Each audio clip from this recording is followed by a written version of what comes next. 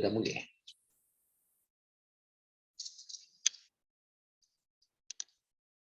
Muito bem.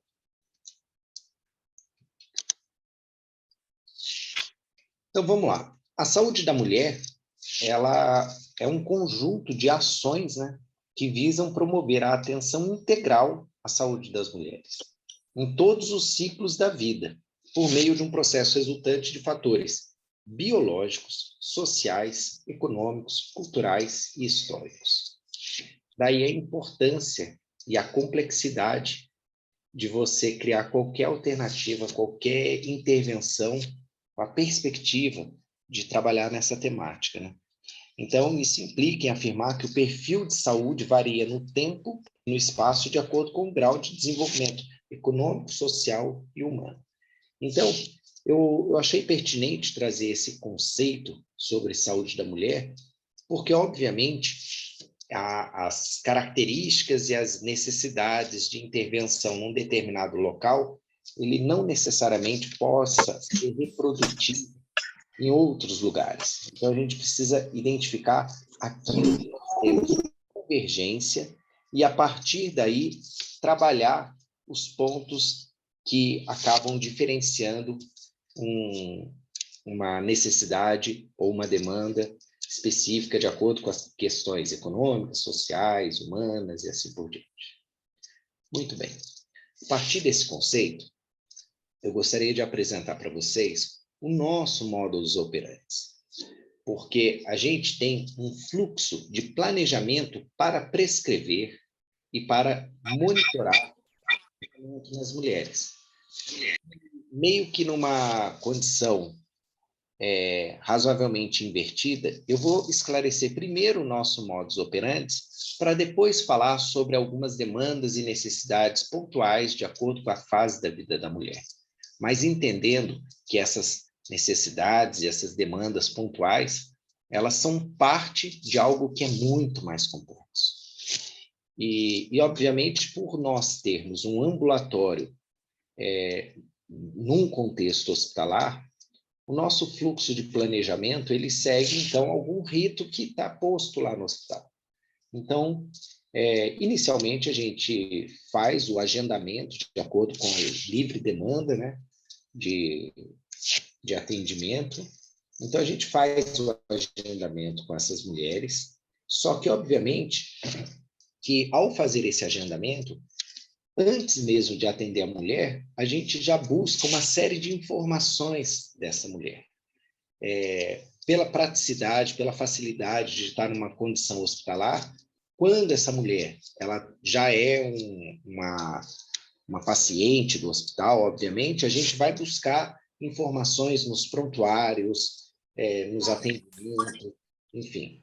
Agora, quando ela está tendo o seu primeiro contato conosco, a gente ainda assim, nós nos esforçamos para reunir o maior número de informações possíveis precedentes a esse atendimento, por meio de preenchimento de formulários eletrônicos, contato por teleconsulta, na perspectiva de, quando a mulher ter o primeiro contato conosco, que a gente já conheça os principais diagnósticos, as principais demandas, o que essa mulher ela tem de vida pregressa nas questões específicas da saúde da mulher e no contexto social, econômico. Então, a gente já tenta levantar essas informações. E aí a mulher vem para o nosso primeiro contato.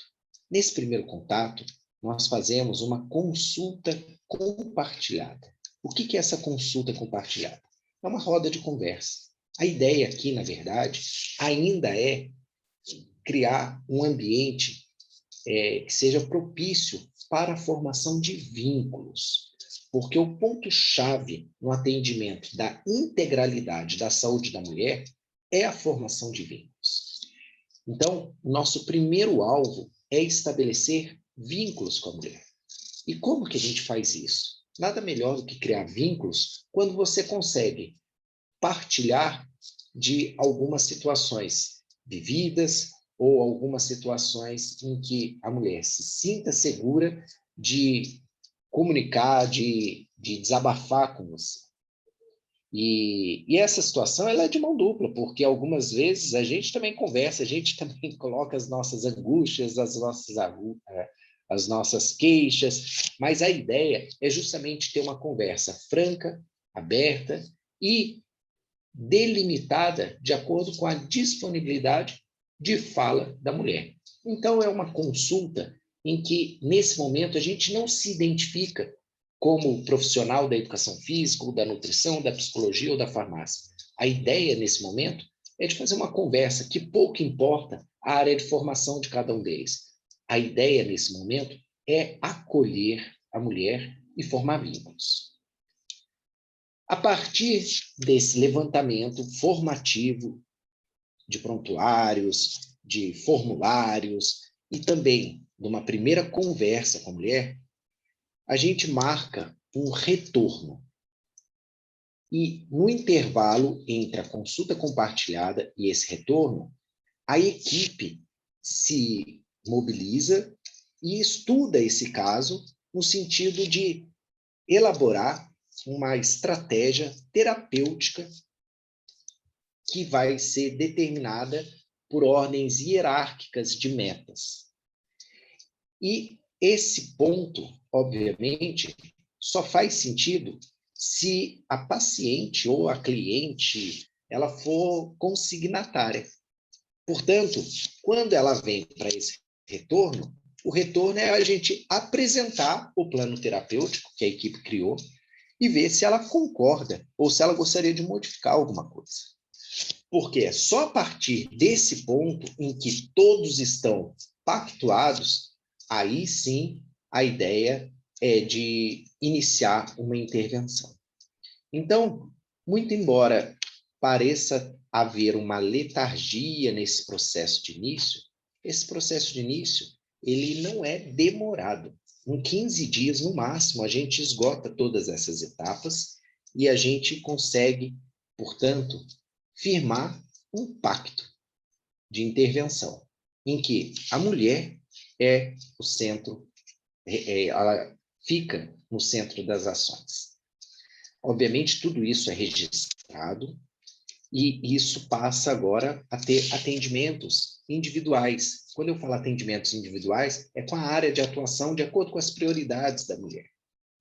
E aí, é obviamente que tem situações em que ela passa por atendimentos em áreas específicas e talvez no mesmo dia, em 2 ou 3 áreas, e ela inicia, portanto, quando há a participação do treinamento físico e tudo mais, ela inicia o treinamento físico conosco, que faz parte dessas consultas individuais.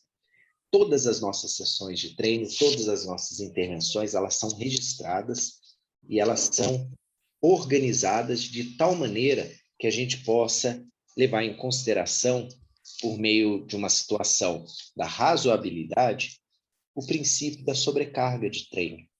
E aí a gente vai estabelecendo metas emocionais, físicas, sociais e estabelece um programa de sobrecarga de treinamento de acordo com as necessidades dessa paciente e mensalmente nós discutimos o caso com a equipe na sua plenitude.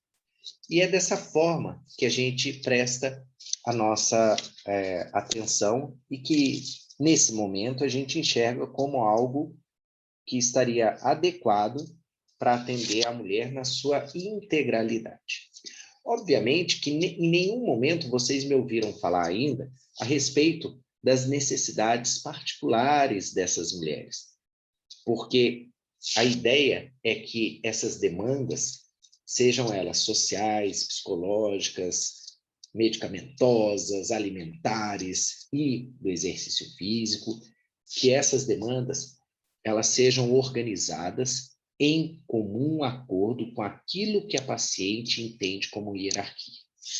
E, além disso, a gente também não faz o acompanhamento e também não criamos metas de acordo com objetivos terapêuticos vinculados a diagnósticos, mas sim às queixas da mulher.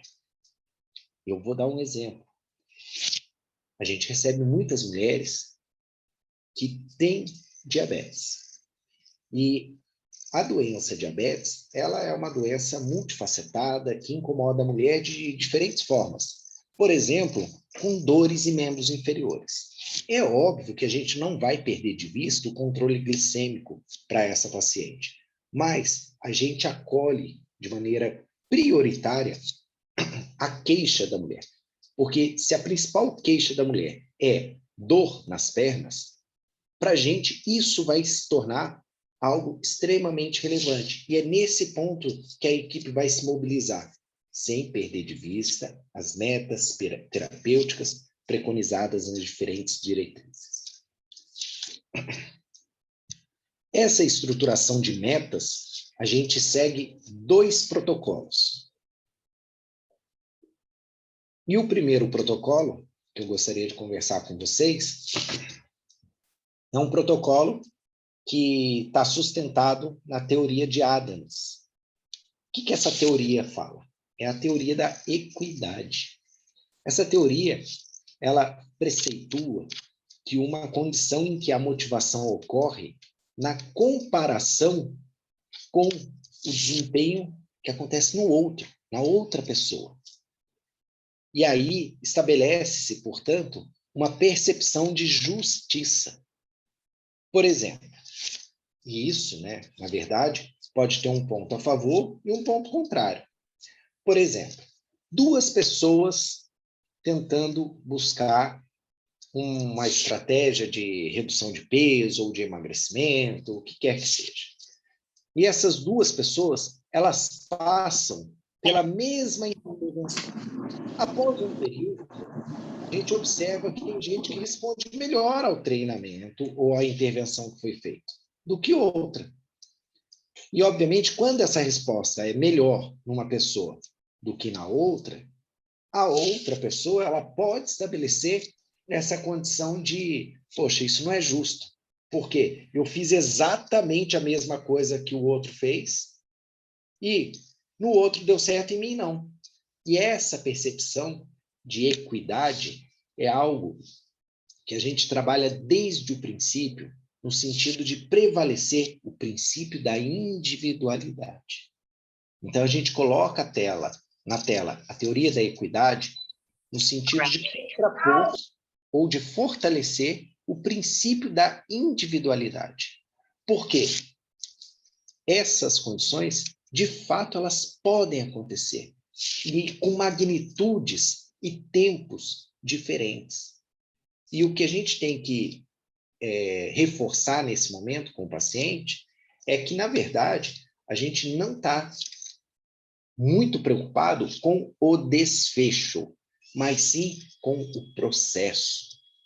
E isso é importante da paciente ficar ciente desde o primeiro momento. A segunda teoria, que auxilia muito nessa condição de hierarquia e de fixação de metas, é a teoria que o próprio nome já diz, teoria de fixação de metas, proposta por John Locke, que é a teoria SMART. Essa teoria que ela é estabelecida a partir do acrônimo SMART, ela preceitua que a identificação dos objetivos e das metas, ela precisa atender cada letra desse acrônimo. Ou seja, ela precisa ser específica, ela precisa ser mensurável, ela precisa ser assentada, ou seja, pactuada. Ela precisa ser realista e ela precisa respeitar um tempo. Muito bem. Não é incomum, principalmente quando você organiza um planejamento de treino, a paciente chegar e falar que o objetivo dela não é estético. Às vezes é, mas num primeiro momento ela fala que não é estético. Que o objetivo dela é para a saúde. E, obviamente, que saúde é um termo muito amplo, né? E é interessante que quando você pergunta exatamente o que da saúde, né, a pessoa fala assim, eu quero melhorar a minha qualidade de vida, né? E a qualidade de vida também é muito ampla. Então, veja, quando a pessoa ela fala, eu faço exercício para a saúde, ou para a qualidade de vida, obviamente que a gente tem uma dificuldade muito grande de estruturar um planejamento assertivo. Por quê? Porque não é específico. Então, a gente precisa ir além. O que da saúde? O que da qualidade de vida? E, para isso, precisa, sim, meio que escarafunchar ali no sentido de compreender qual é a percepção de saúde que essa pessoa tem, a percepção de qualidade de vida que essa pessoa tem. A outra condição é que precisa ser mensurável, né? Então, é assim, às vezes a pessoa fala assim, eu queria melhorar um aspecto que talvez esteja bem objetivo, mas do ponto de vista mensurável, aí às vezes as pessoas falam assim, eu queria melhorar um pouco a minha timidez ou a minha introspecção. Isso não é mensurável, pelo menos não do ponto de vista assim muito prático. Então, a gente precisa trabalhar um pouquinho mais essa condição para chegar a um alvo, a um objetivo real. E aí, sim, identificando esse objetivo, a gente precisa pactuar esse objetivo. Obviamente, você precisa ser realista. Tem muita gente que gostaria de emagrecer. E aí, esse é um cenário muito importante, né? Porque veja como o aspecto do emagrecimento ele pode ter diferentes olhares, né? Tem gente que quer emagrecer porque quer mudar de categoria na modalidade de luta que pratica. Tem gente que quer emagrecer porque quer arranjar um novo namorado. E aí você percebe que o significado de emagrecimento tem conotações totalmente diferentes. Enquanto um está focado no desempenho atlético, esportivo e tudo mais, o outro está focado numa aceitação social. Entenda que as intervenções, as estratégias, elas são extremamente diferentes. E isso precisa ficar claro e precisa ser conversado. E é óbvio que a gente não vai conversar isso no primeiro encontro, na primeira sessão. Isso às vezes demora algumas semanas ou meses de conversa, no sentido de compreender melhor o porquê que a pessoa julga necessário que reduzir o percentual de gordura dela vai favorecer com que ela consiga um namorado. E essa questão é uma questão que, obviamente, a gente precisa de companhia, de parceiros, talvez de outras áreas, especialmente da psicologia, para compreender e trazer a mulher numa situação mais real, de prática. Então, precisa ser assentado, entendido, realista e com prazo. Muito bem. Feito esta fala sobre a nossa visão de como prescrever o exercício, eu vou iniciar, então, uma fala agora, e, por favor, vocês fiquem à vontade para interromper na hora que vocês julgarem necessário, sobre alguns aspectos que são importantes quando a gente fala da saúde da mulher. E, obviamente, que eu fiz esse planejamento num sentido cronológico. Então, veja bem, um dos aspectos extremamente importantes é o dimorfismo sexual. Por que eu trouxe isso em tela?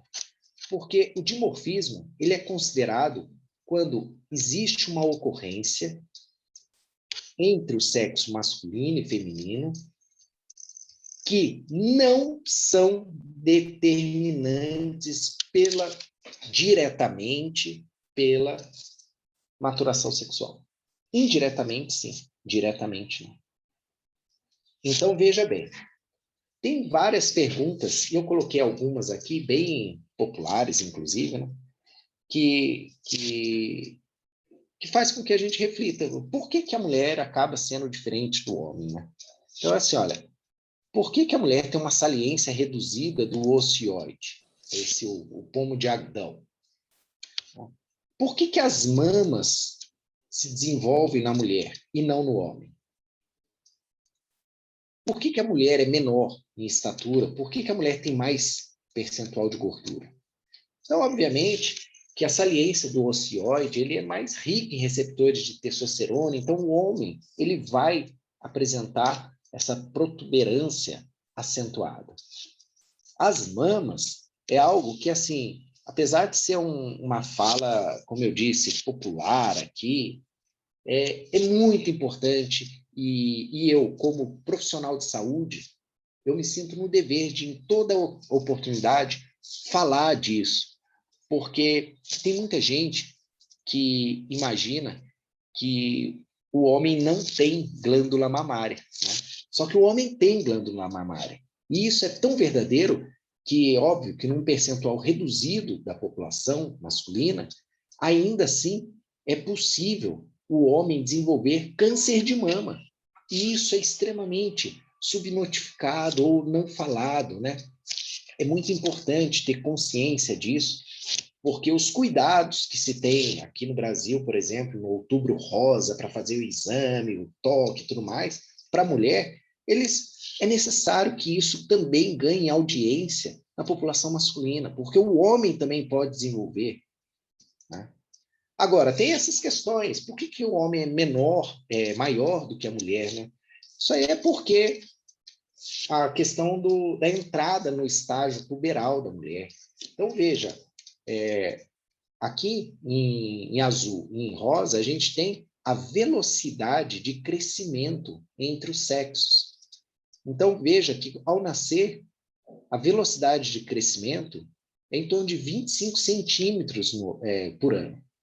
Só que, obviamente, que essa velocidade ela vai decaindo.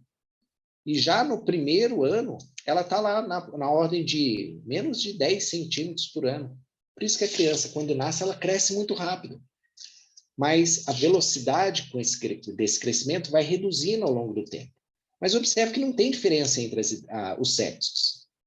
E depois, lá na primeira e na segunda infância, ou seja, dos 2 até por volta dos 10 anos, isso fica mantido. A velocidade entre homem e mulher é igual, de tal maneira que até por volta de 10 anos, a gente não espera uma diferença na estatura entre o menino e a menina.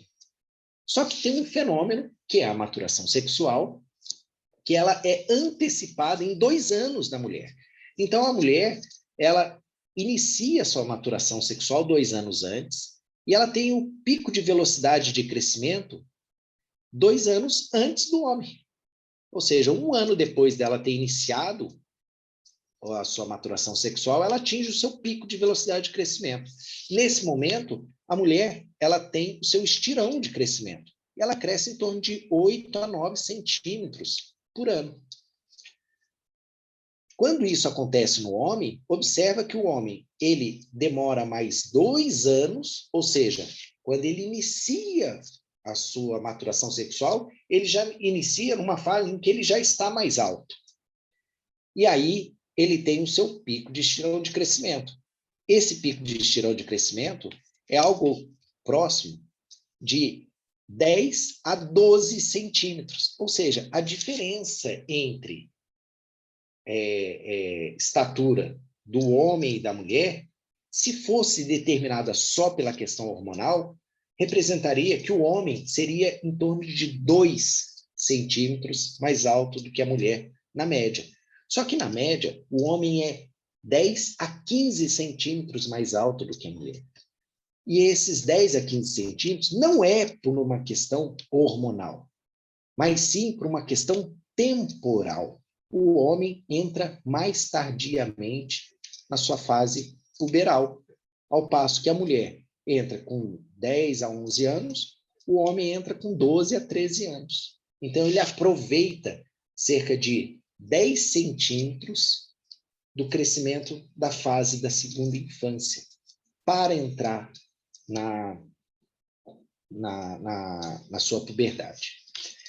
E, obviamente, que depois que atingir esse pico ele entra numa fase de decaimento e um aspecto que é marcante é a menarca. O que é a menarca? É a primeira menstruação.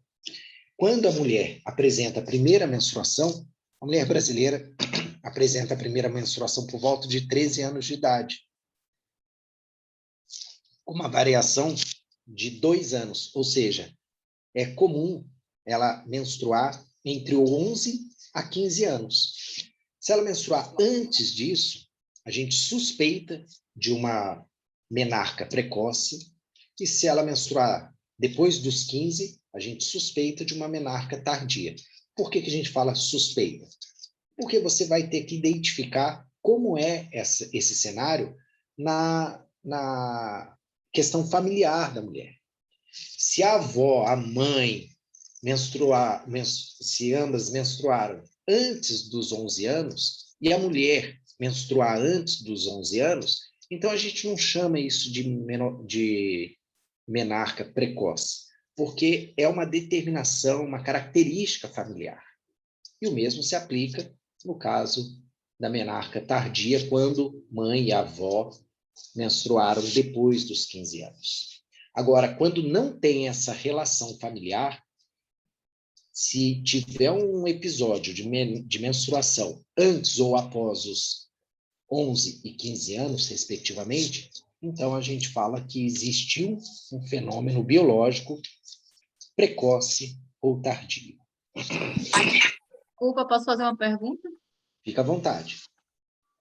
Eu poderia, no caso, nessa questão do percentual de crescimento, seja homem ou seja mulher, eu poderia afirmar que não apenas fatores genéticos, mas também fatores externos podem contribuir para um percentual baixo ou até alto daquela determinada pessoa, tipo estilo de vida, ligado a esporte ou não, tipo de exercício físico, alimentação, enfim, fatores externos que não apenas os genéticos. Eu queria confirmar com você se eu posso afirmar isso. Sim e não. Sim e não? Vou te falar primeiro o sim. O sim é o Certo. seguinte: os fatores de crescimento eles têm os seus determinantes intrínsecos, ou seja, aqueles que dependem do próprio organismo da pessoa, e os ambientais. Então, sim, por quê? Porque o clima, a alimentação, a agregação de doenças, o momento em que isso acontece na vida da pessoa, se é um período crítico ou não, tudo isso vai interferir. Inclusive, o exercício físico também vai interferir. Então, sim. Agora, vai interferir como? Vai interferir como? Então, vamos lá. O organismo, ele tem a sua capacidade de crescimento pré-estabelecida. Se o ambiente for favorável, o organismo ele vai atingir a sua plenitude, mas dificilmente ele ultrapassa essa plenitude. Então, quando a gente fala assim, olha, eu vou criar uma situação para favorecer o crescimento da pessoa, isso é mais preocupante. Talvez a gente não consiga. Agora, se de repente você tiver uma restrição alimentar, uma doença, ou o excesso, o exagero do exercício físico, você pode reduzir a estatura de alguém. Então, o treinamento físico, falando do treino agora, treinamento físico não faz ninguém ficar mais alto. Ele pode otimizar a determinação genética daquela pessoa, mas não vai fazer ninguém ficar mais alto por isso. Agora, se o treinamento físico for exagerado, ele pode fazer com que as pessoas não atinjam a sua plenitude de estatura. Respondido?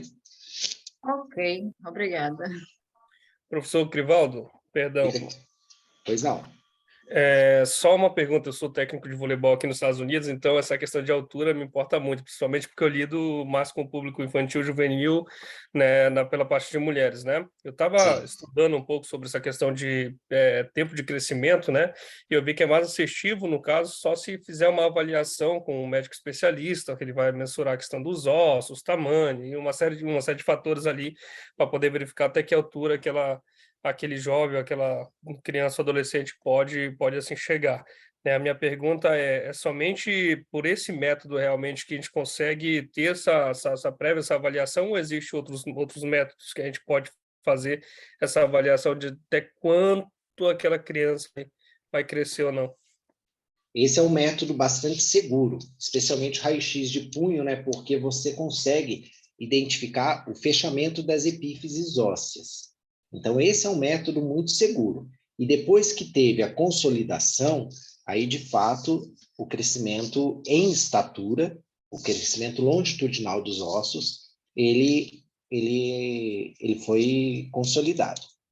Agora, existem outras formas, e uma das formas é pela observação dos caracteres sexuais secundários. Na mulher, isso é muito simples de identificar, que é a menarca. Então, a mulher, no momento que ela tem a primeira menstruação, significa que ela está numa fase final de crescimento. Ela já está na fase descendente da sua velocidade de crescimento. Então, quando a mulher tem a menarca, não espera-se que a mulher cresça mais do que 2 centímetros.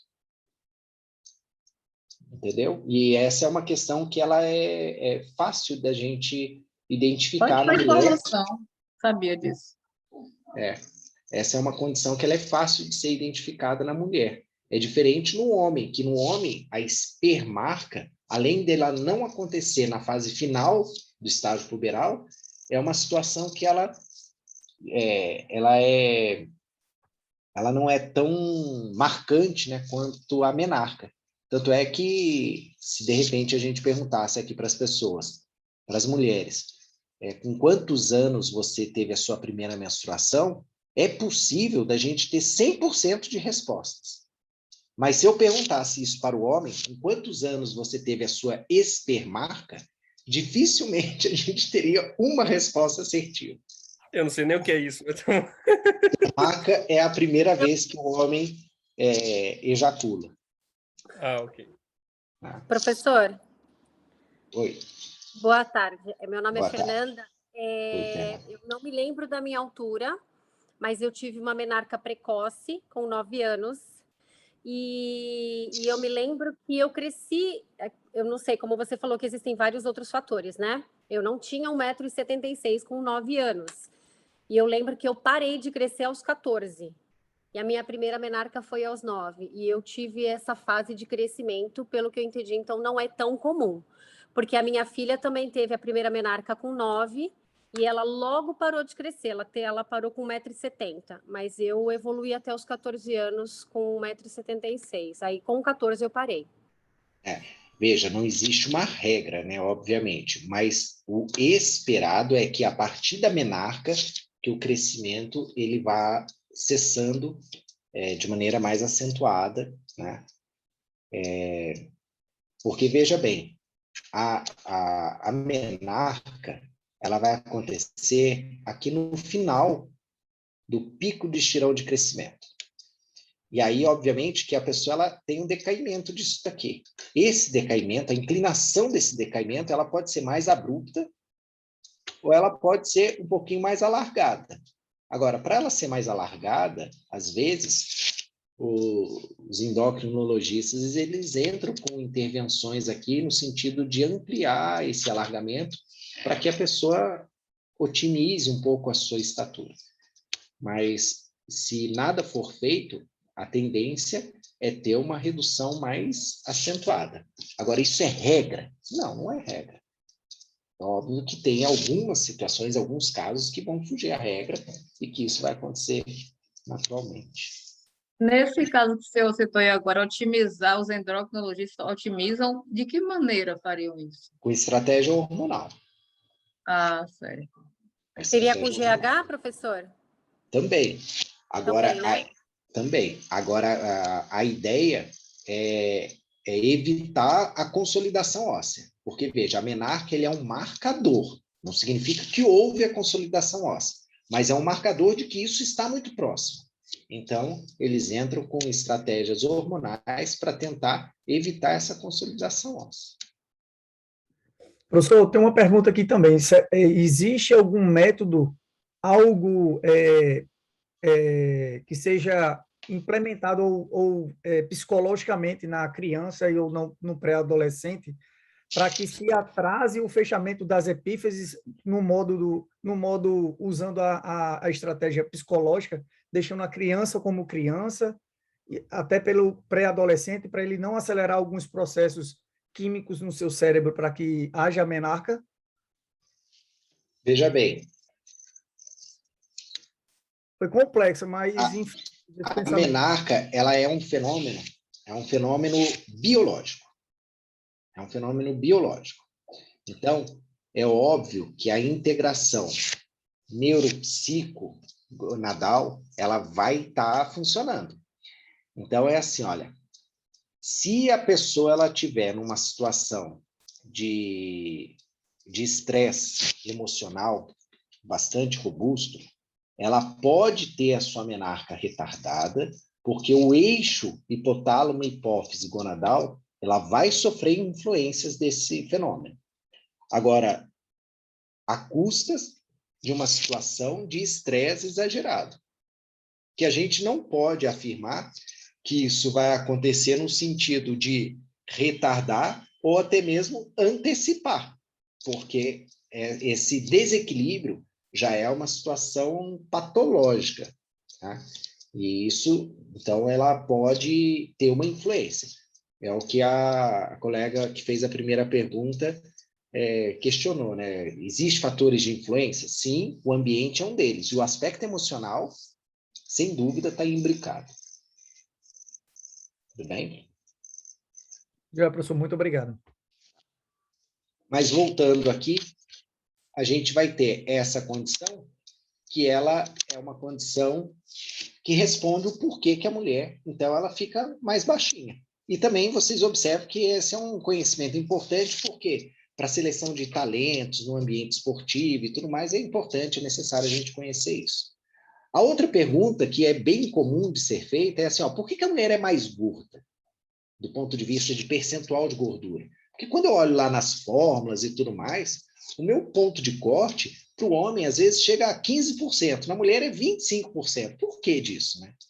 Então, veja, de novo, desde o nascer até o início da puberdade, não existe diferença entre meninos e meninas. Então, olha só, tecido adiposo branco, ele se forma entre o 6º e o 9º mês de gravidez. E isso é muito importante e já dá um gancho lá para o puerpério, para o cuidado da criança ao nascer. Porque o último terço da gestação, ele é reconhecido por alguns autores como período de engorda.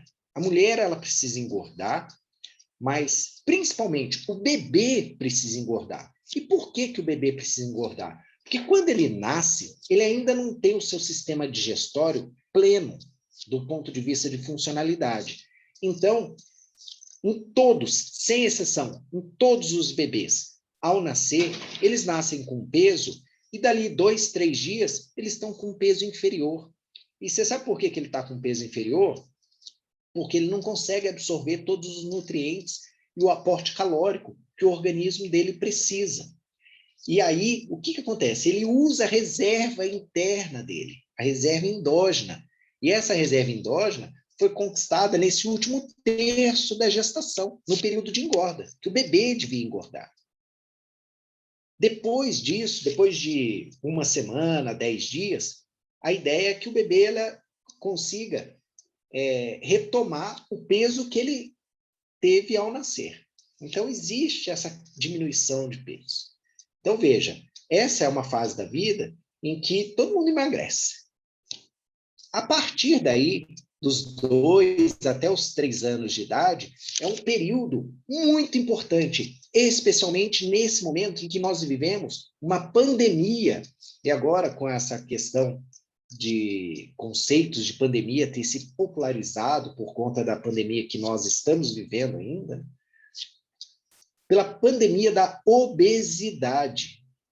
E essa pandemia da obesidade, ela refere que alguns cuidados são importantes, especialmente até os 2, 3 anos de vida, em que a criança ela não deveria ter contato nenhum com carboidratos simples ou como açúcar.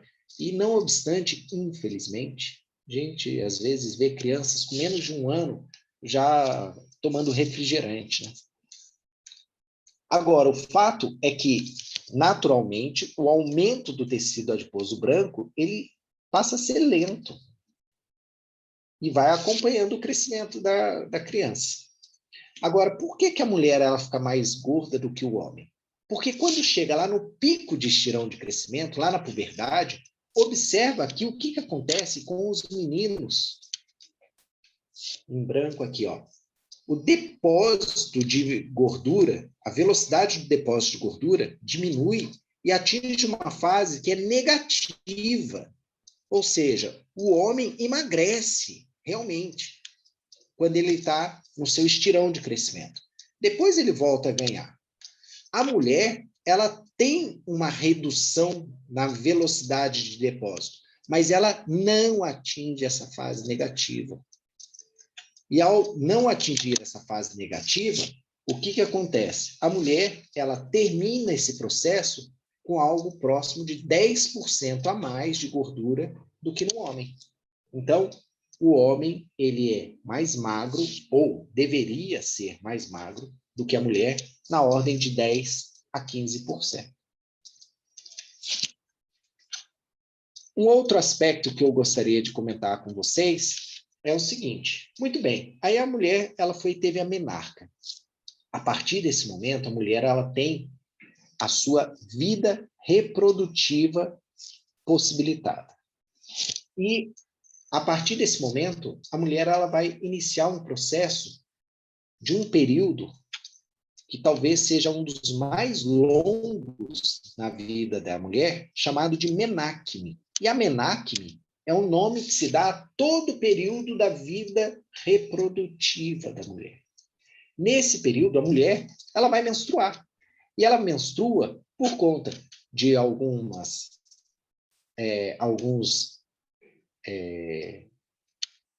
motivações endócrinas, né? Especialmente daquelas que integram o eixo hipotálamo, hipófise gonadal.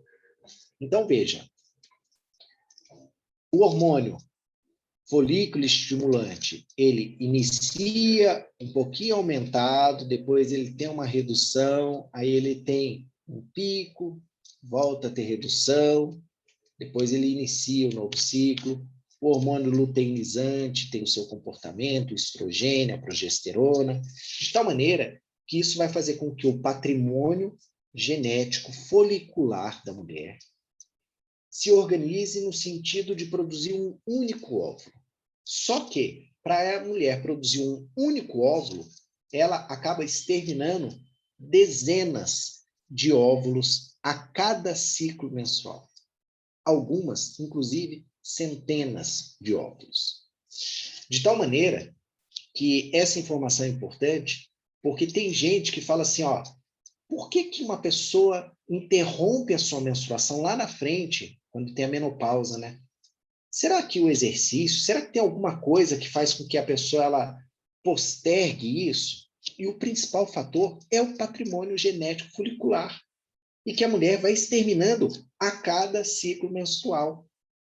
Antes mesmo da mulher ter o primeiro ciclo menstrual, ela já exterminou centenas de milhares de folículos. De tal maneira que a questão da menopausa é uma questão prioritariamente, não isoladamente, mas prioritariamente determinada pelo patrimônio genético folicular, ou seja, determinada pelo tempo.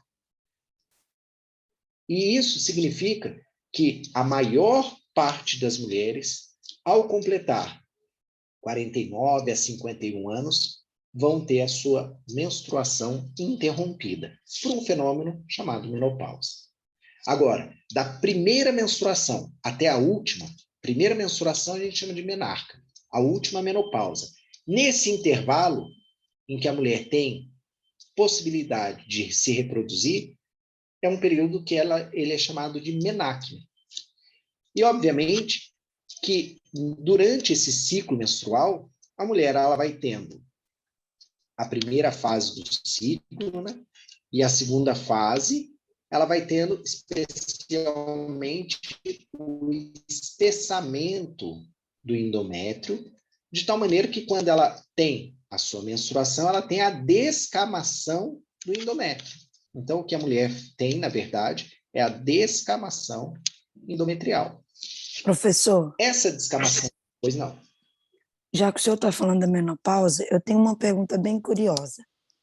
Quando a mulher ela chega na menopausa, ela tem algum problema ou a menopausa ela causa para ela não poder conseguir fazer exercício físico? ela dificulta. A menopausa, ela dificulta algumas questões. Mas eu tenho uma parte da aula que a gente vai falar só sobre a menopausa.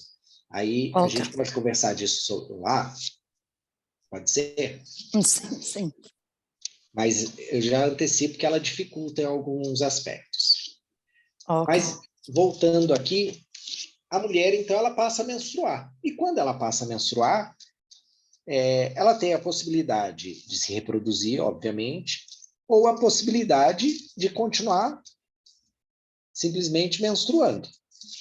Só que essa condição de simplesmente menstruar na verdade, é um desafio grande, né, para a mulher, porque, veja bem, a menstruação, ela é uma situação que mexe com as questões emotivas, físicas, sociais da mulher, em diferentes cenários. Para vocês terem uma ideia, uma colega aqui de Londrina, que está fazendo uma visita na Europa agora, ela publicou agora recentemente esse artigo aqui, o efeito do ciclo menstrual nas respostas perceptuais de atletas. E olha só que interessante que ela viu. Ela viu que ao longo do ciclo menstrual, que a questão da motivação, ela sofre interferência da fase do ciclo menstrual. Por exemplo, no momento em que a mulher está menstruando, o nível de vigor físico da mulher fica super baixo, determinado aqui por esse modelo, como se fosse uma bateria, assim. Na fase folicular, ela melhora o nível de vigor físico. No momento que a mulher está ovulando, o vigor físico dela está 100%. Então, se tem alguma forma de você priorizar a questão da motivação, da competitividade, da agressividade ali, numa situação, numa esfera eventualmente competitiva e tudo mais, é você dar a sorte de, na competição, as suas atletas estarem na fase da ovulação. Depois disso, na fase lútea,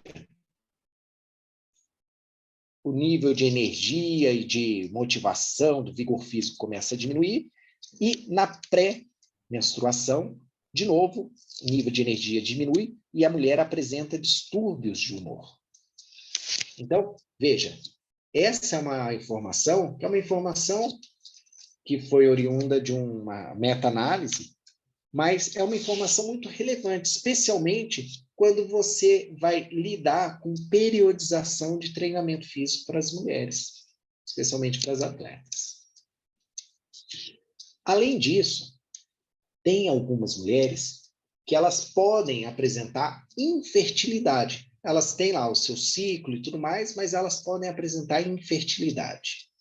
E essa infertilidade, ela pode ser conceituada sobre dois prismas. Um é a infertilidade primária. O que é infertilidade primária? É quando o casal sexualmente ativo não consegue conceber após 1 ano de tentativa e na ausência de algum método conceptivo. Então, se você ficar ali, você e sua esposa, tentando engravidar e não consegue por um intervalo de 1 ano, a gente suspeita de uma infertilidade primária, e a questão temporal ela é muito marcante para confirmação dessa suspeita. A infertilidade secundária, ela se manifesta depois de ter tido uma gestação de sucesso e com parto de sucesso. Então, veja, é quando a mulher, ela, desde a primeira vez, não consegue engravidar. A outra é quando ela teve o histórico de gravidez e, a partir daquela primeira gravidez, ela não consegue mais engravidar. Essa é uma história que a gente começa a colocar o exercício naquela gangorra de qual é o risco e qual é o benefício. Tem um estudo importante, está posto aqui, que ele faz esse questionamento. Afinal de contas, o exercício é bom ou ruim para a infertilidade. E a resposta desse estudo, ele demonstra o seguinte, olha só que interessante. Deixa eu minimizar aqui para eu poder visualizar. Quando a gente tem todas as causas de infertilidade secundária, e quando a mulher ela faz exercício vigoroso por menos de 60 minutos por dia, ou por mais de 60 minutos por dia, a gente observa que quando ela faz o exercício vigoroso por um tempo menor do que 60 minutos por dia, o risco relativo é de 1,2.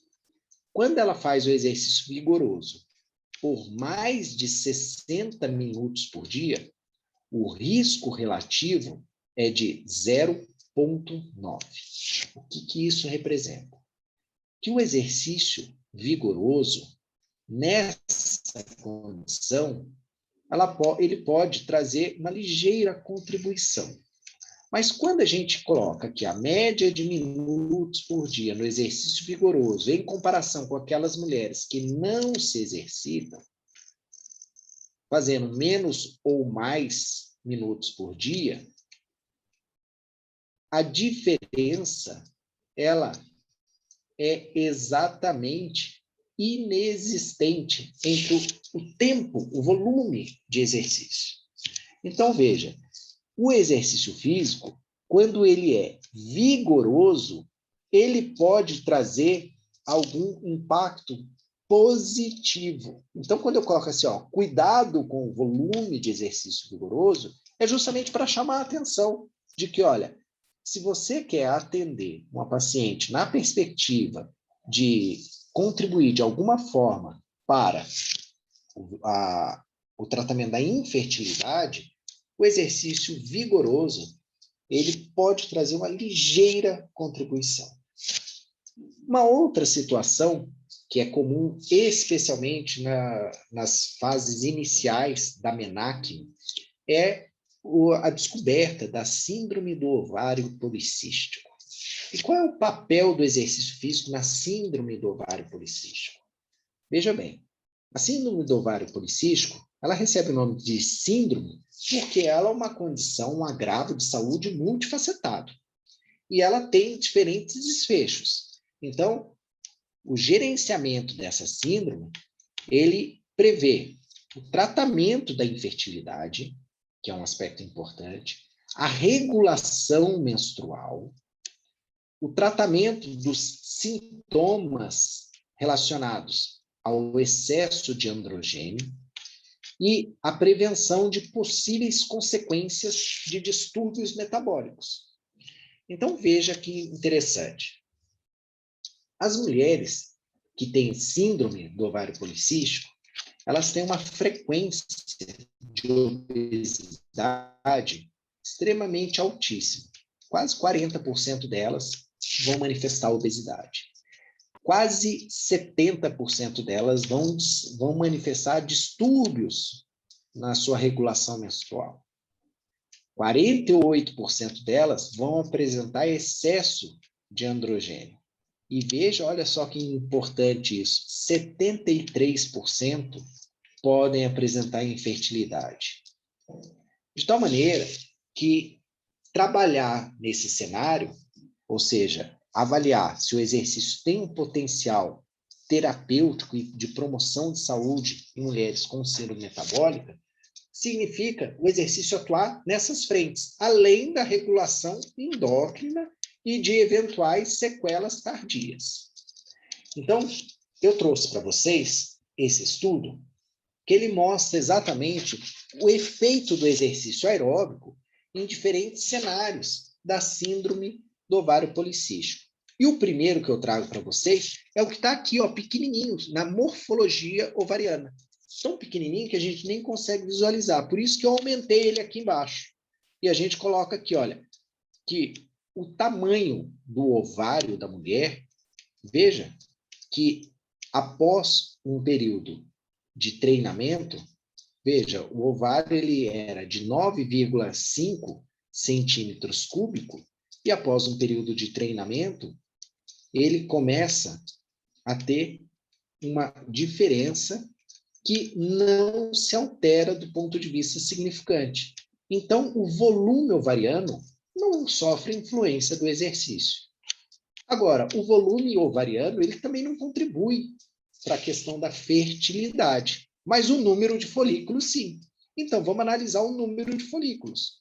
E o número de folículos, vocês observam que ele sofre interferência do exercício. E lembrar que as mulheres que têm ovário policístico é porque ela tem muitos cistos ovarianos, ou seja, ela tem a iniciação folicular em diferentes sítios do ovário, de tal maneira que a redução disso é positiva. E o número de folículos ovarianos policísticos, ele também reduz com o treinamento físico.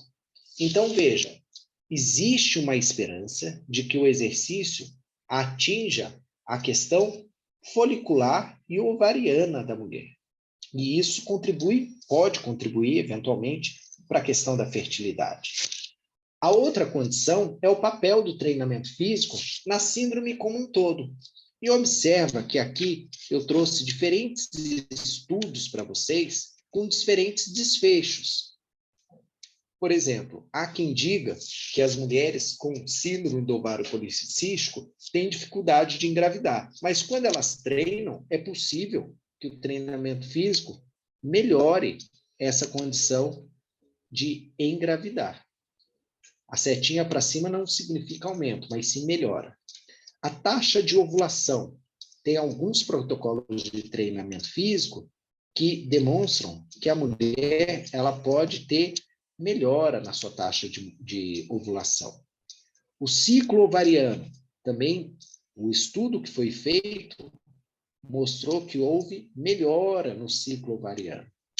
Na regularidade e na frequência menstrual. De todos os estudos que foram feitos, nenhum demonstra piora. E deles, a gente tem aqui 3, 6, 9, 10 estudos, tem 3 estudos que demonstraram manutenção. O restante, todos eles demonstram melhora. E na duração do ciclo menstrual, os 2 estudos que foram feitos demonstram que melhora também. Ou seja, treinamento físico, para quem tem síndrome do ovário policístico, é um alvo terapêutico. A mulher precisa treinar.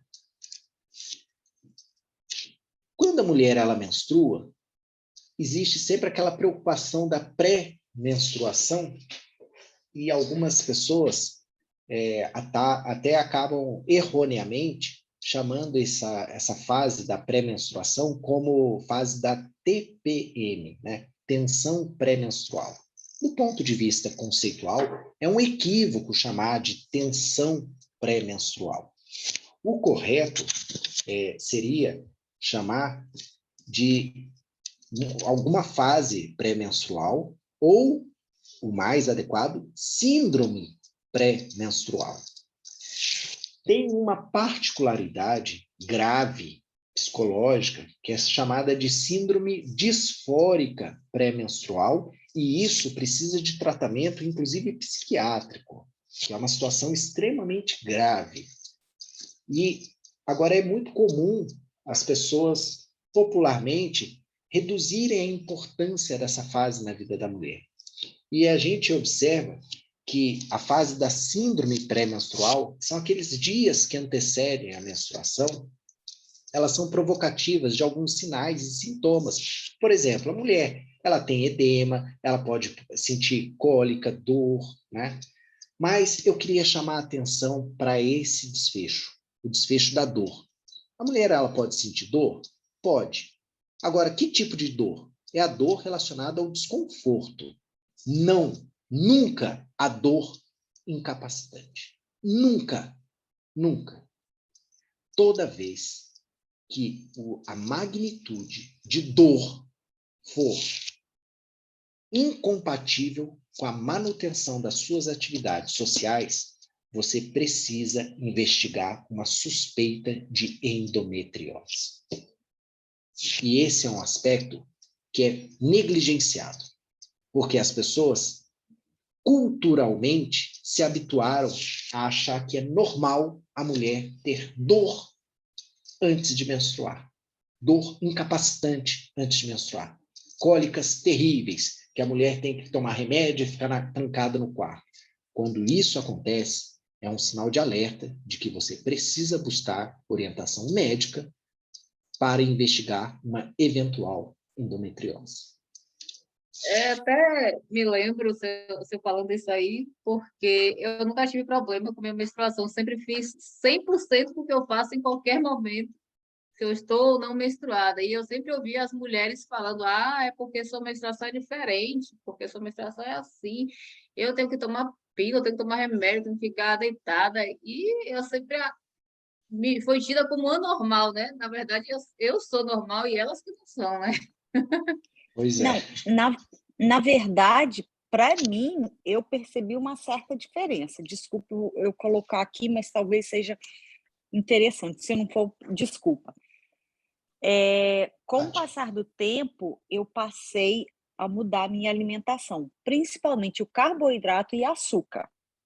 Como eu moro aqui nos Estados Unidos há um bom tempo, quando eu vou ao Brasil, que eu como tudo, aquela coisa de roça, de família, o que acontece comigo? Quando eu retorno, que eu já estou na minha alimentação normal, eu fico muito indisposta. Muito, muito, muito. Eu percebi essa diferença em mim. A minha má alimentação faz com que eu fico com mais dores, inclusive o mau cheiro, a cor, eu sinto diferença. E é importante, especialmente, a questão dos condimentos, né? E especialmente a questão dos alimentos e tudo mais. O carboidrato e açúcar, né? Açúcar branca, bolo, pão, macarrão. E pode ser os condimentos também que eu sinto um pouquinho a mais. Obrigada.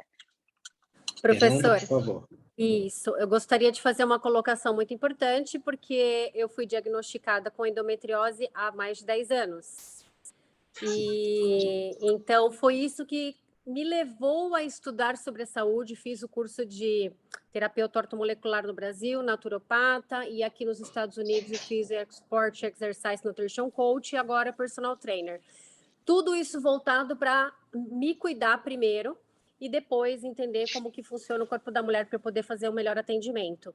E realmente a alimentação associada à endometriose é, assim, para mim foi a primeira coisa que mudou muito os meus sintomas. O glúten, né? O queijo e os açúcares, que são alimentos inflamatórios. Então, tudo que inflama meu corpo quando eu estou no período, eu sinto mais dor, porque é uma doença inflamatória, né? Então, a necessidade da mudança da alimentação.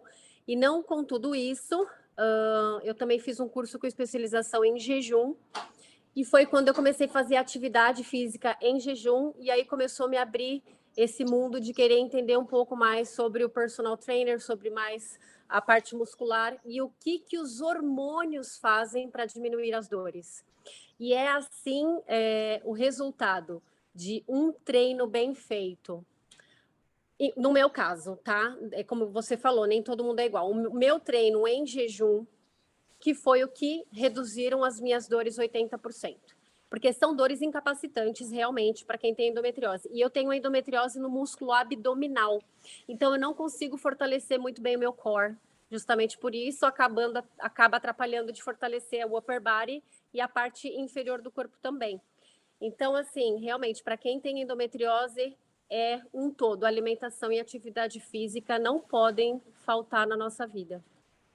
Perfeito, eu agradeço aí esse depoimento, acho muito importante a gente divulgar isso, e eu vou até voltar algumas casinhas antes para falar o seguinte, porque quando a gente conversa de endometriose com a mulher, é um assunto comum até.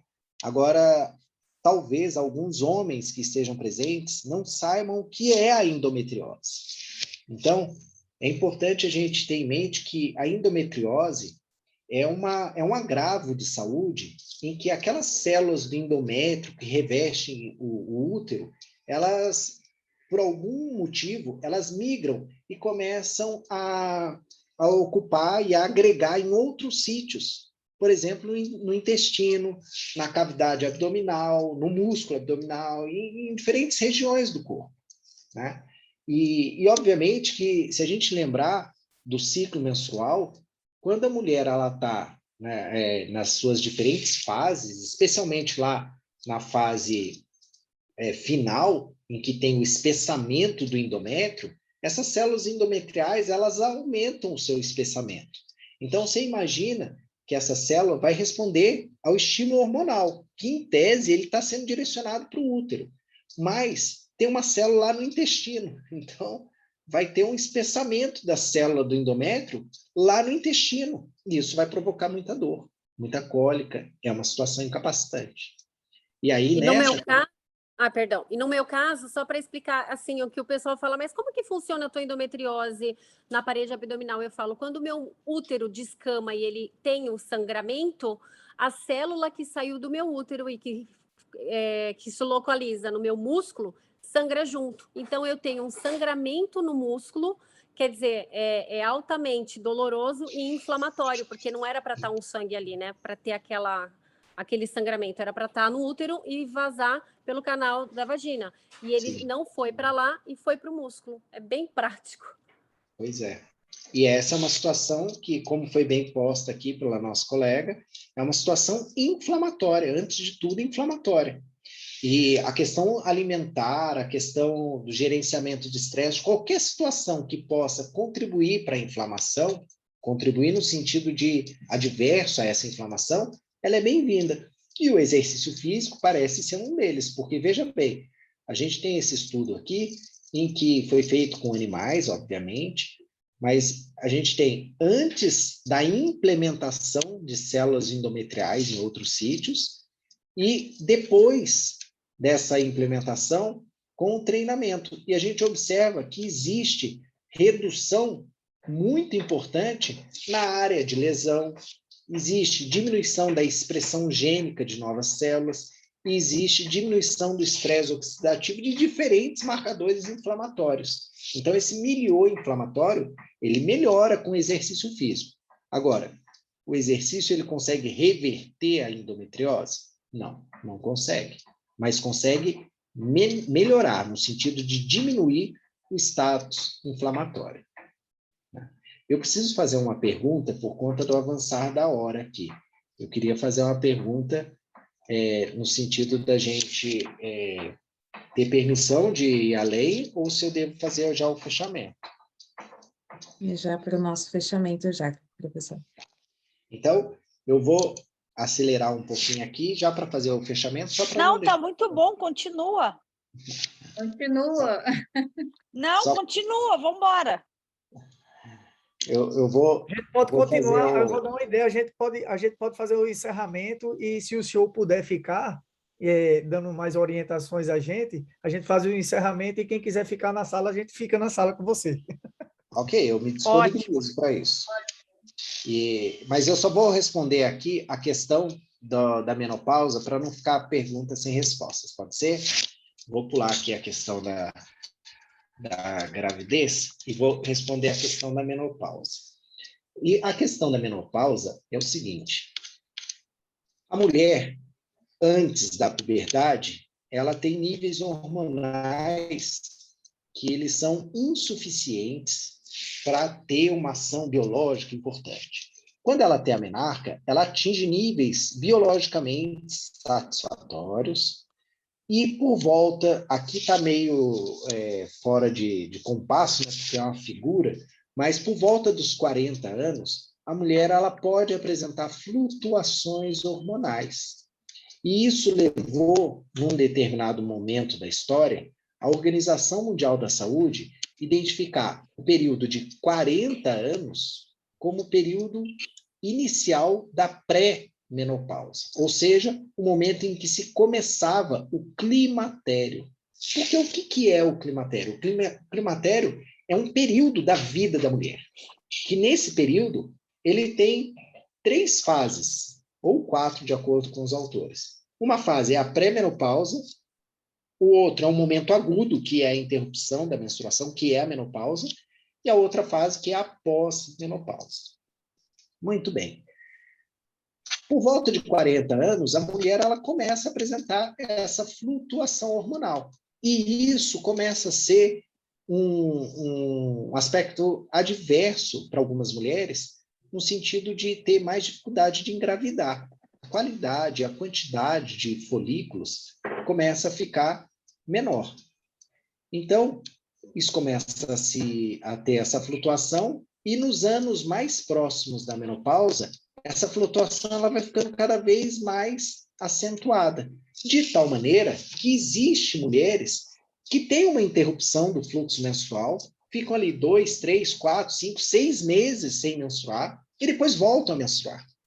Então, ela fica nessa situação de falhas menstruais.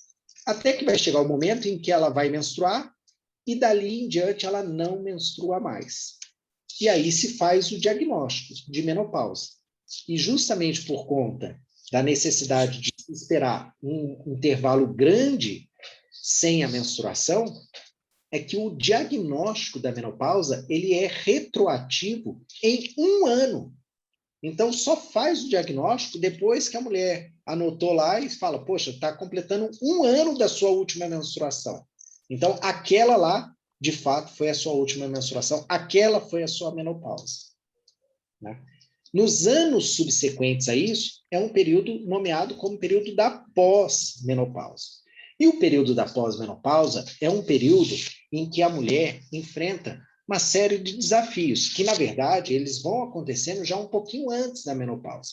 Mas na pós-menopausa, um dos grandes desafios que a mulher apresenta são desafios de ordem cardiovascular. De tal maneira que, antes da menopausa, quando a gente quantifica óbitos, para cada 10 óbitos, 9 são do sexo masculino e 1 do sexo feminino. Depois da menopausa, fica 1 para 1.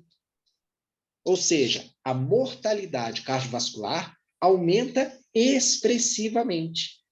E o principal fator de risco para que isso aconteça está posto aí na tela.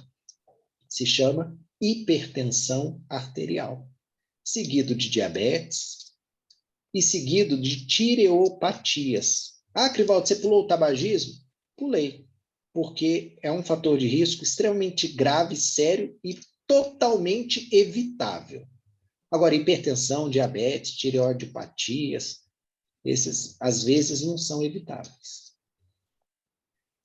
Mas veja o impacto que a hipertensão tem na saúde cardiovascular da mulher. E quando ela chega para o primeiro atendimento ginecológico, ela já chega, quase metade das mulheres já chegam hipertensas. E é uma doença silenciosa.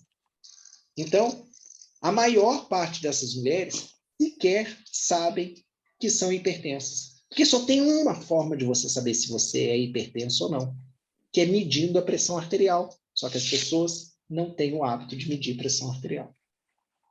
Então, precisa medir a pressão arterial. Precisa ter esse diagnóstico o mais precoce possível, justamente para você gerenciar. Então, veja, a pergunta que a colega me fez foi o seguinte: a menopausa, ela dificulta o treinamento de alguma maneira? Veja, a menopausa em si, não, mas os agravos que acompanham a menopausa, sim. Por quê? Porque tem fragilidade óssea, porque tem hipertensão, tem a agregação de doenças. Então, a gente precisa ter o cuidado com toda essa conjuntura e, eventualmente, a mulher vai precisar de uma atenção especial para todas essas condições clínicas. Pessoal, eu agradeço a vocês, me coloco à disposição e caso vocês queiram dar continuidade, eu fico à disposição de vocês e também no segundo slide lá vocês tiveram meu contato eletrônico, meu e-mail, Crivaldo. A vantagem de você chamar Crivaldo é que você corre o risco quase que nulo de ter alguém com esse nome também, né? crivaldo@gmail.com e a gente pode manter esse contato. Fico à disposição de vocês. Muito obrigado. Agradecemos. Excelente palestra. Doutor, o senhor tem Instagram? Para a gente te... Veja, você sabe que eu tenho Instagram, só que eu uso o Instagram mais no sentido pessoal, familiar, mas eu vou criar um Instagram profissional. Então, eu tenho Instagram, e que também não é difícil de achar, pela obviedade do meu nome, Crivaldo, só que eu acho que é Crivaldo C, alguma coisa assim. Mas eu uso muito pouco do ponto de vista somente familiar e pessoal, mas eu vou criar um Instagram profissional também. Ô, Crivaldo. Pois não. Só uma observação, você falou aí da menopausa, a gente ficou com aquela... normalmente as pessoas esperam muito e começam uma atividade física um pouco tardia. Eu sou atleta de ultramaratona, eu dou aula de corrida em montanhas, e eu observo muitas mulheres no meu esporte, vamos botar aí 70% das mulheres são mulheres de uma idade um pouco maior do que o comum de corridas de rua, né? E a gente vê a preparação delas até esse ponto que elas conseguiram chegar. Eu converso com muitas, inclusive as melhores do mundo hoje em dia têm uma idade um pouco mais avançada, e é muito importante que elas passem, que a preparação e o grau de força que elas fazem para a atividade física. Então, no caso delas, assim, não ter começado a atividade física tardia e ter sido prematura o início da atividade física, fazem com que elas hoje conseguem ter um esforço grande, porque, por exemplo, a gente treina todos os dias, e como você falou, de 60 minutos, a gente chega a fazer, hoje mesmo, eu corri 30 quilômetros, né? Então, a gente chega a fazer 4, 5 horas de atividade física por dia. Então, assim, com grau é claro, não é questão só física, aí é questão de alta performance, né? Então, eu acredito que as mulheres, elas como a gente tem várias amigas aí agora, o que me preocupa um pouco, como uma colega falou, é a questão do fato do jejum, né? Se você faz uma atividade física só para o seu bem-estar, né, ou para a qualidade de vida e a saúde individual, ok, mas se você está prescrevendo um treinamento para alguém e essa falta de alimentação, isso me preocupa um pouco. Assim, claro que cada estudo, cada indivíduo tem o seu próprio estudo. Então, assim, só isso que eu queria colocar na observação. Para o alto rendimento, a alimentação ela é muito importante.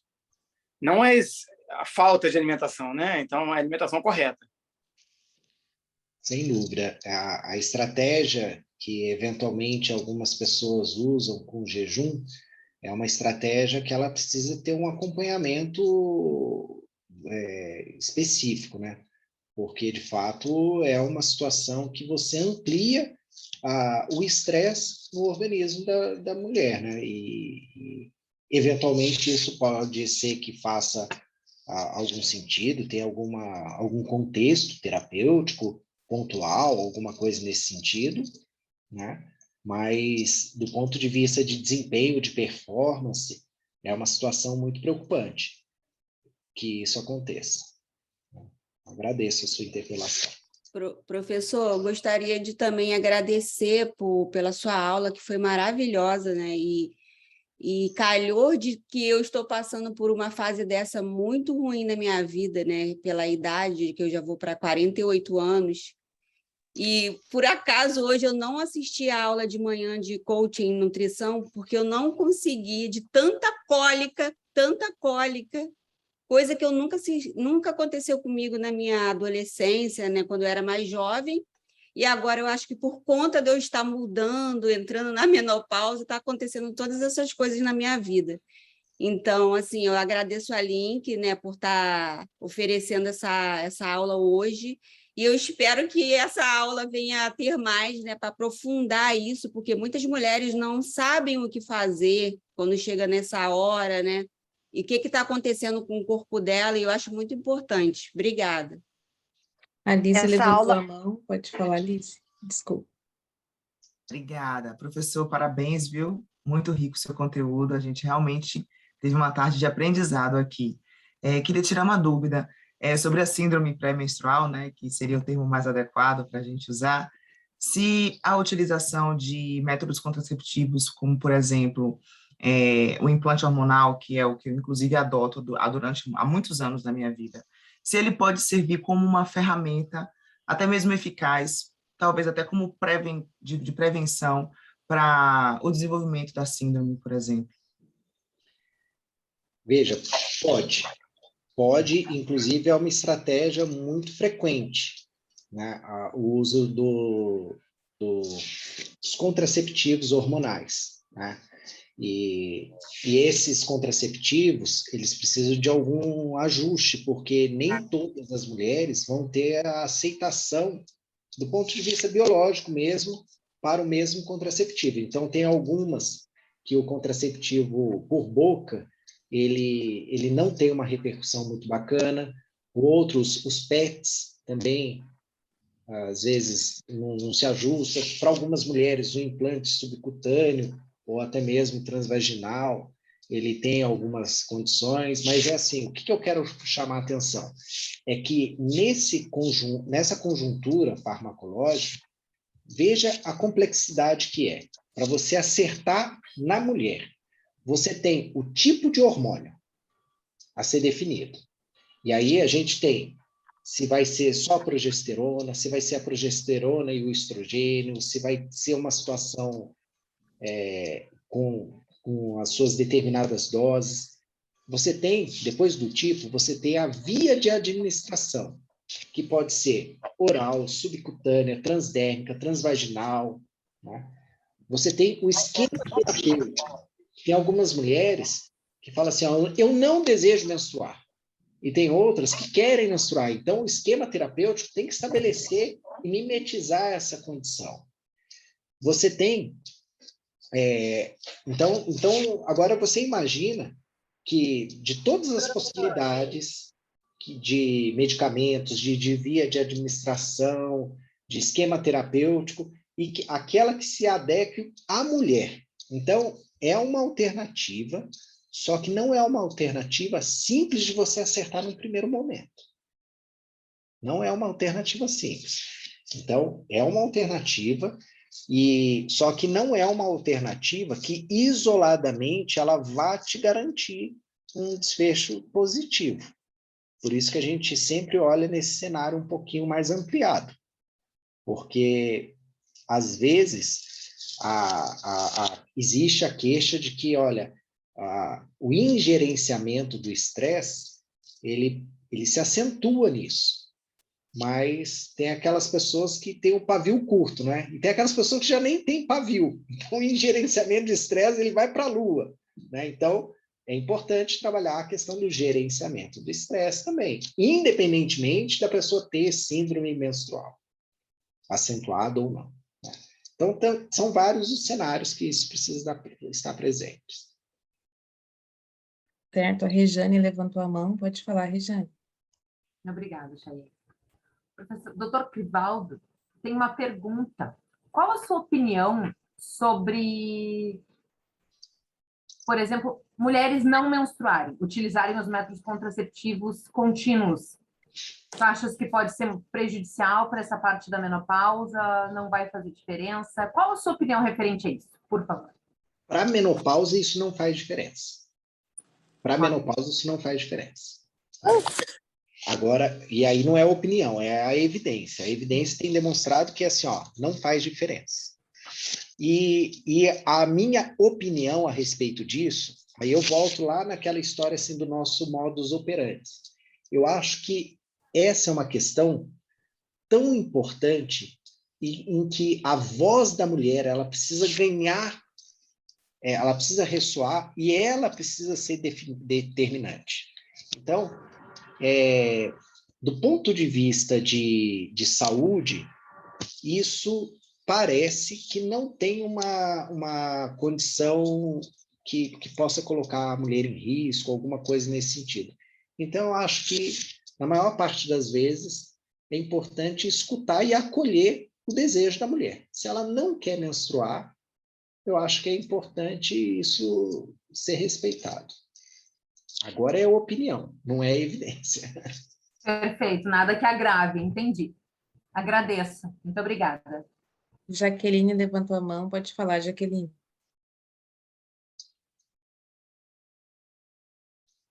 Só tirar do mudo, ainda está no mudo.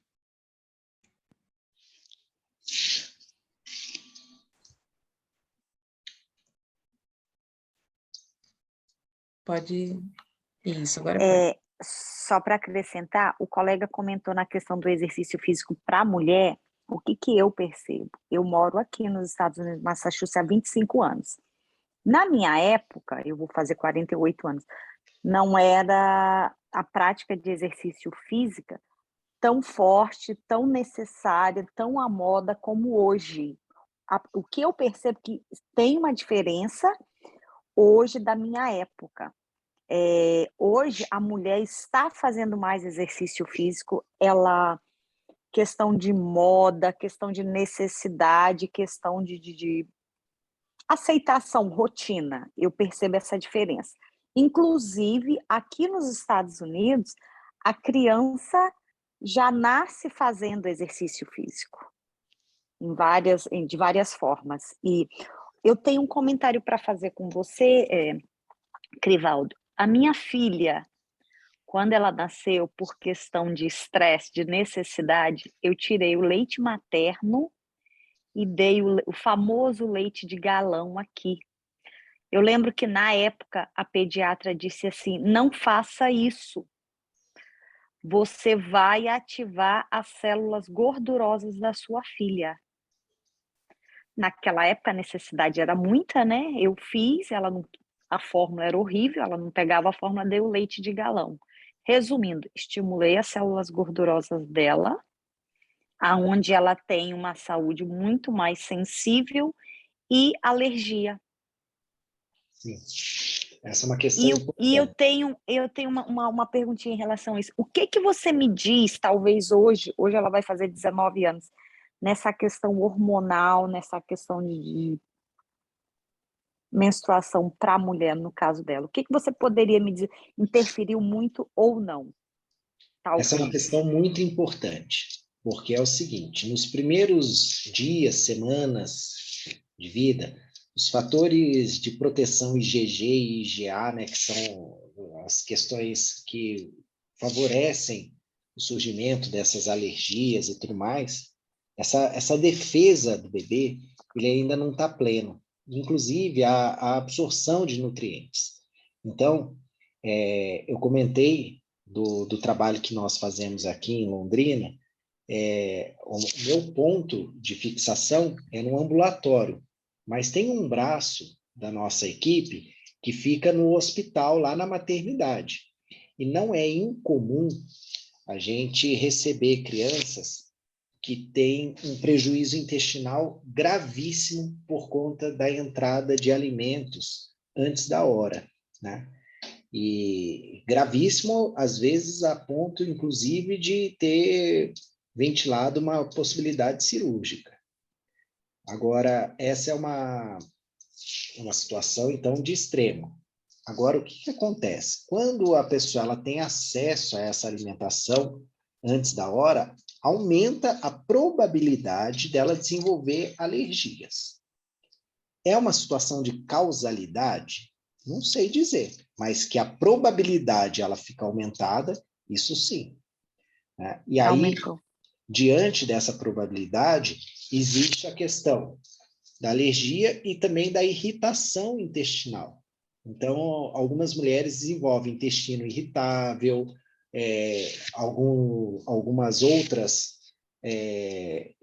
outros desequilíbrios, como a questão do depósito de gordura, pelo aporte energético, que às vezes é aumentado, né? Então, esse cenário ele é importante, sim.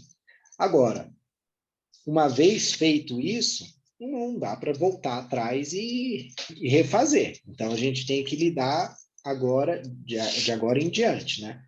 Essa questão da alergia é importante dela ser observada e, obviamente, identificado os gatilhos para uma crise, alguma coisa nesse sentido, e a adoção de medidas agora que possam contribuir na saúde orgânica, no caso da sua filha, né? Eu consegui amamentar até os 5 meses. Aí, daí em diante, que eu não consegui mais. Aí, eu tive que dar o leite. Atrapalhou, ela tem uma saúde sensível, mas, assim, intestino não. Só foi na questão, assim, ela é mais... No caso da gordura, né? Ela tem uma certa facilidade no peso, é mais gordinha. E a alergia, ela tem uma sensibilidade a mais, né? Deu uma certa diferença no organismo, mas o restante, por enquanto, está tudo bem. Muito obrigada, quero mais aulas. Eu que agradeço. A Fernanda Simino tinha levantado a mão. Quer falar ainda, Fernanda? Não, é só uma colocação mesmo, quando nós estávamos falando a respeito de parte hormonal, na endometriose, no meu caso, nada resolveu. Nem Planon, nem Diumirena, nem remédios anticoncepcionais, contraceptivo oral, vaginal, nada resolveu. E no meu caso, nada fazia parar o meu sangramento, nada. Teve uma época que eu coloquei o Implanon junto com Diumirena e mesmo assim não resolveu. Então eu resolvi tirar todos os hormônios desde 2019, eu estou sem hormônio nenhum. E as minhas dores também começaram a reduzir depois que eu retirei os hormônios, por isso que cada corpo reage de uma maneira, né? Era só uma colocação mesmo. Então, para mim, eu preferi me sentir muito melhor sem hormônio nenhum, só controlando a alimentação, estresse, sono, hidratação, atividade física mesmo, que foi o que ajudou, né? Curar nada cura, na verdade, como ele mesmo falou, né? Não vai tirar o diagnóstico, mas diminuiu bastante. Inclusive, existem algumas situações específicas em que a cirurgia ela passa a ser uma via, uma alternativa, ou talvez a alternativa. E mesmo quando a pessoa ela faz a cirurgia, ainda assim não dá para garantir que a dor vá cessar. Por isso que eu não quis passar por cirurgia, porque cada médico fala, vamos tirar o útero, outro, vamos tirar os ovários. Eu conheço pessoas que não têm útero, só têm ovário e menstrua, e têm endometriose. Conheço pessoas que fizeram a cirurgia e a endometriose voltou depois de 2 anos. Então, eu não quis arriscar, porque era uma cirurgia muito invasiva, eu ia ter que retirar parte do meu músculo e colocar uma tela no músculo. Então, eu preferi ir levando e tentando melhorar, né, conforme eu consigo, até a menopausa, e esperar que na menopausa, realmente, quando tiver cessar o sangramento, eu não tenha mais as dores crônicas. Certo, obrigada. Meninas, pessoal, eu vou deixar aqui mais essas 3 meninas aqui fazerem as perguntas, a Júlia, a Jaqueline e a Sônia, e aí a gente já encerra para a nossa foto para a emissão do certificado, tá bom? Pode falar, Júlia. Ok, olá, Creivaldo, né? Eu queria que você falasse um pouquinho sobre essa questão do uso prolongado de pílula anticoncepcional por muito tempo e a possibilidade de desenvolvimento de câncer ou algo similar. Essa é uma questão extremamente polêmica, eu diria, porque as evidências elas têm demonstrado que o uso prolongado de contraceptivo ele pode trazer alguns desfechos desfavoráveis à saúde. Por exemplo, do ponto de vista cardiovascular, existe um risco aumentado de eventos tromboembólicos, né? Porque, especialmente quando tem o uso pela via oral. Por que disso? Porque pela via oral, o medicamento ele precisa ter uma dose maior do que pelas outras vias, porque ele tem a primeira passagem hepática. Então, quando você engole o comprimido ele tem a primeira passagem hepática, parte disso é destruído no próprio fígado, e aí aquilo que é biodisponível é o que de fato vai ter a ação biológica esperada com o medicamento. Só que houve uma agressão importante ao seu fígado.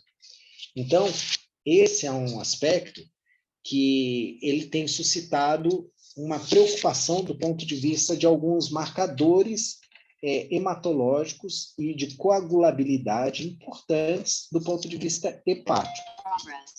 Assim como a questão hepática ela tem trazido à tona, a questão oncológica ela também tem sido investigada.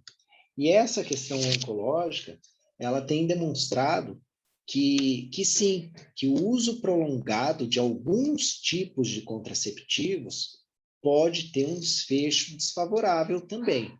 Mas o problema é relacionar isso de uma maneira mais democratizada para as mulheres. Então, parece que assim, parece que o risco está aumentado naquelas mulheres que são mais propensas a. Né? Infelizmente, Então, minha conexão caiu, eu caí e reconectei. Eu só ouvi o início e o final, que azar, logo me pergunta. Mas vai ficar gravado, pode deixar que a gente envia. Ah, obrigada. basicamente, tem o risco hepático de coagulação e existe essa preocupação oncológica. Existe. Certo. Bom, a Jaqueline está com a mão levantada, pode falar, Jaqueline.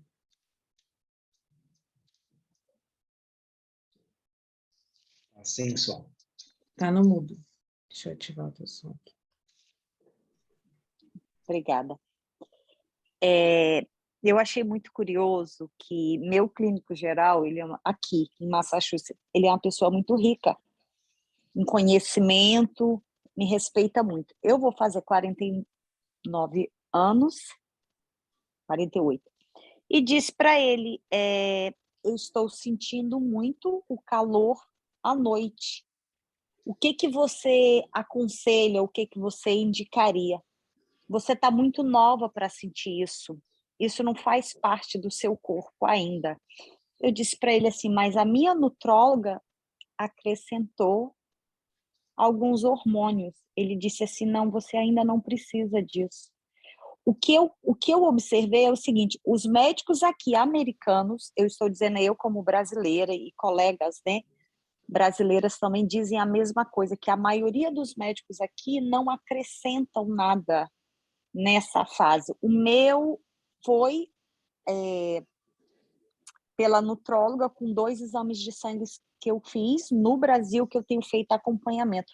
Qual o seu ponto de vista nessa questão de médicos brasileiros com esse médico americano, que na verdade ele não é americano? O que você poderia dizer para nós brasileiras que estamos fora do Brasil? Veja bem, o climatério, então é o período, ele tem uma fase que antecede a interrupção da menstruação, que é aquela fase da pré-menopausa. Como eu disse, essa fase ela pode ser identificada por 3 aspectos, mas tem alguns autores que até colocam 4 aspectos. Esse 4º aspecto é a perimenopausa. Nessa perimenopausa é o período que fica ali ao redor da menopausa, alguns anos antes e 1 a 2 anos depois, em que essa sintomatologia climatérica fica mais agressiva.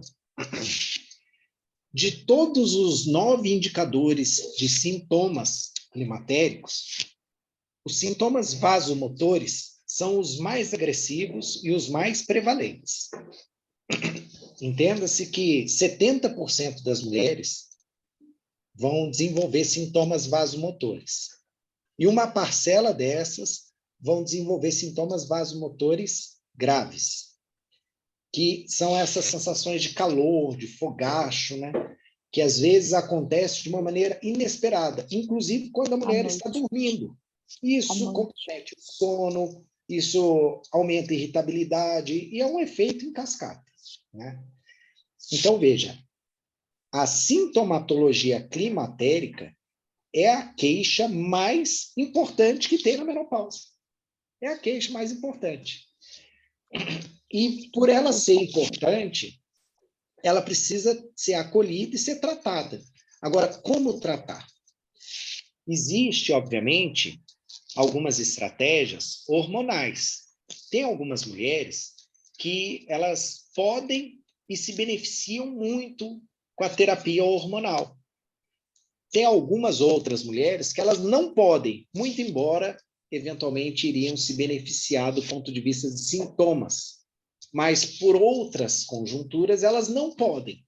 Essa é uma determinação exclusivamente médica.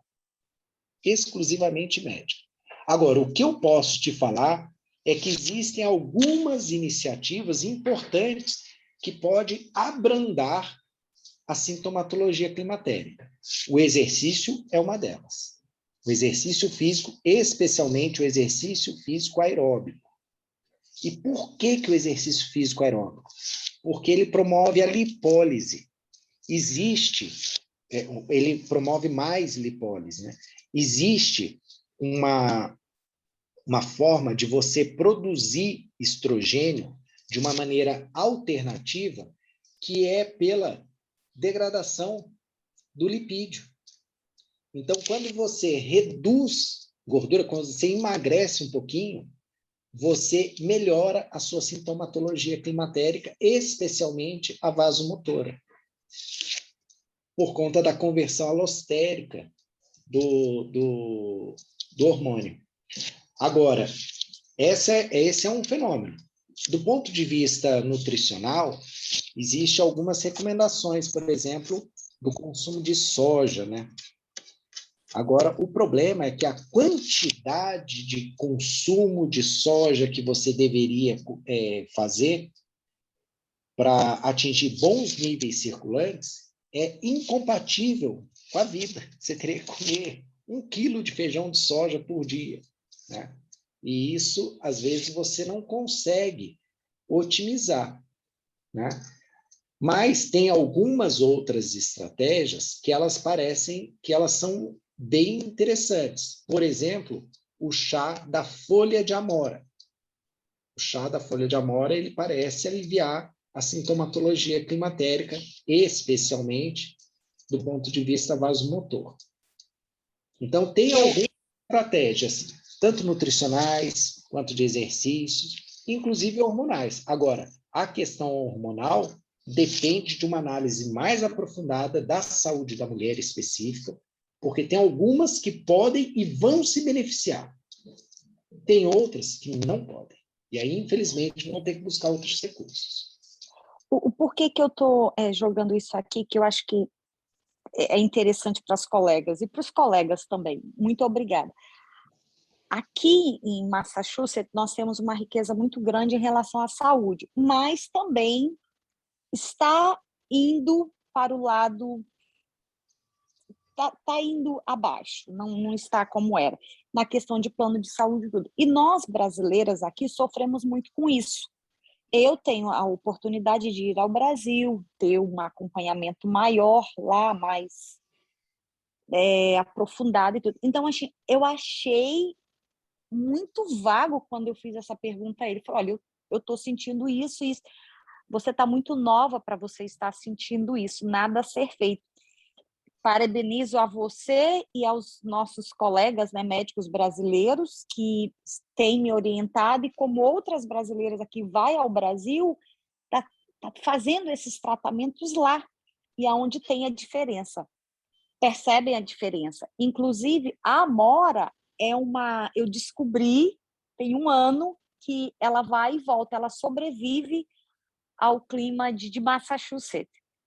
Tá? Então, é uma coisa que o brasileiro comenta muito, e aqui em Massachusetts, quem quiser ter um pezinho em casa, no inverno ela sobrevive. Muito obrigada, se eu ficar aqui, eu vou tagarelando o dia todo, e eu aceito mais informação, eu vou te achar lá. Muito, muito obrigada. Eu que agradeço. Eu também. Eu queria também acrescentar, eu moro aqui já tem mais de 20 anos, em Massachusetts, e realmente o que ela falou, a gente passa por uma escassez muito grande, inclusive eu sofri com endometriose mais de 20 anos, passei por câncer, e o meu médico clínico geral insistindo que o meu OB removesse útero, trompa, ovários para poder estagnar essa situação de dores com endometriose, porque o nível da endometriose é bem severo. Acabei fazendo a cirurgia porque eles não me deram a opção de em ajudar. Com 25 anos eu já tinha os hot flash, e tanto sentia o calor como o frio, né? Como o senhor mesmo explicou, que eles vêm como, tanto sobe como desce, como é louco essa situação. Mas não me explicaram nada. Eu perguntava de informações, não tem reposição hormonal, não tem outro método, como eu posso continuar com o meu útero, minha trompa, ovário, e nada. A única coisa que eles sabiam me dizer é o seguinte: ou você remove para poder cessar e não ter um câncer, porque a endometriose pode vir a virar um câncer em você, ou você convive com essa dor e vamos ver o que vai dar. Mas também é nu e cru. Eu não tive nenhum suporte, como a gente vê, eu escuto brasileiros que vão ao Brasil, eu não posso ir ainda, né? Eu estou em processo, mas eu não pude ir ao Brasil fazer meu tratamento.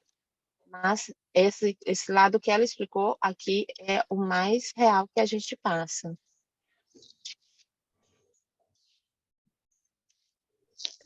Certo, obrigada, Lu.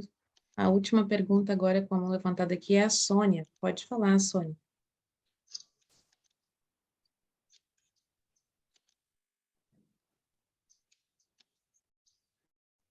Tá no mudo ainda, a gente não está te ouvindo. Consegui. Ai, parabéns, a aula está ótima. A maioria das colegas aí já falou um pouco do que eu queria falar. Eu fui diagnosticada com endometriose com 15 anos de idade no Brasil. Aí vim para os Estados Unidos também e é minha batalha desde os meus 20 anos. 20 anos.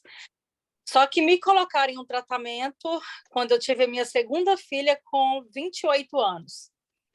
Tentei várias coisas e não deu certo, até que fui para o DIU, para o implante.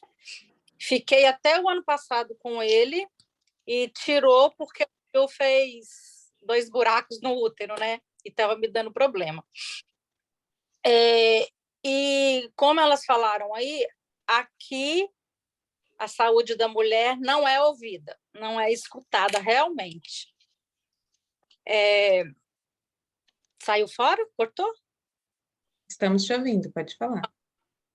E eu tive a oportunidade de conversar com alguns médicos brasileiros. E aqui eu estou com esse diagnóstico de que a endometriose já não está mais só no útero, está na parede do músculo, talvez intestinos, coisas assim. No caso, para mim, a cirurgia não funciona mais.